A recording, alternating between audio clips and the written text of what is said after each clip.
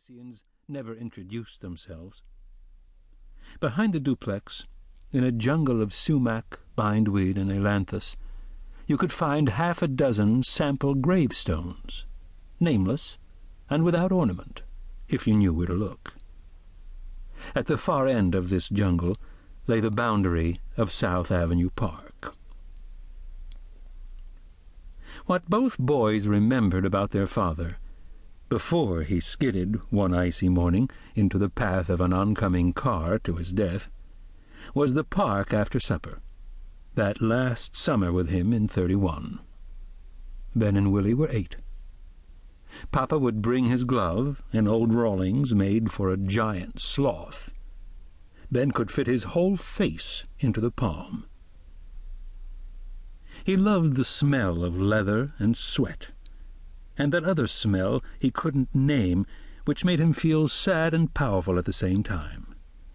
The smell of games played and won by his father, long before he was born, on sandlots in a town called Onaway in northern Michigan, which furnished the rest of the world with steering wheels, and said so on the sign marking the city limits. "Onaway steers the world, that's what it said," laughed Papa. Hidden in the thumb of Papa's glove was the silver coin that had protected him all through the war, and Papa liked to tell them the story of how he'd found it. They always asked him to tell it. The jungle between South Avenue Park and 7th Avenue was the forest in X, where Papa had crawled with 6 buddies into a trench they hadn't dug, and the grenades were zinging over their heads, and the rockets were exploding on all sides of them. And there, close to his elbow, gleamed this coin, a silver coin, a man in a winged cap on one side, a skull on the other. In the jungle it shone on Papa's outstretched hand like the wise eye of a magic animal.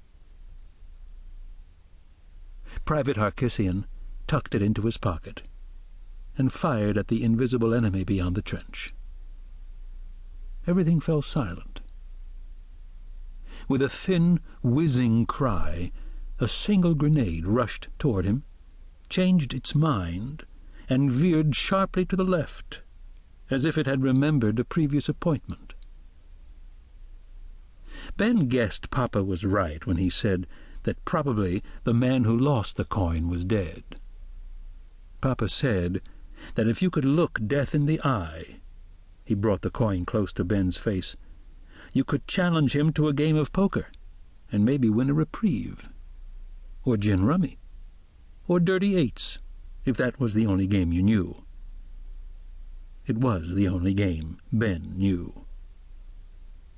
He didn't say that the coin was a powerful charm against fear, hurt, and hand grenades, but Ben grew up believing that if his father had had it in his pocket the morning his truck skidded on the ice, the coin would have saved him.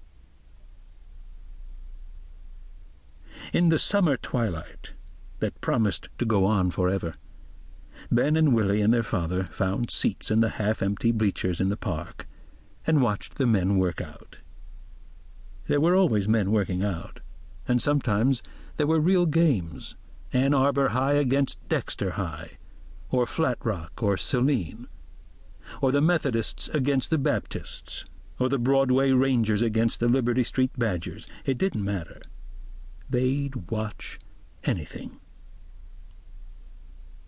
Of those evenings, Ben remembered that night never came till the lights began to go on at 9, and then it came all at once, and he remembered that the ball was alive.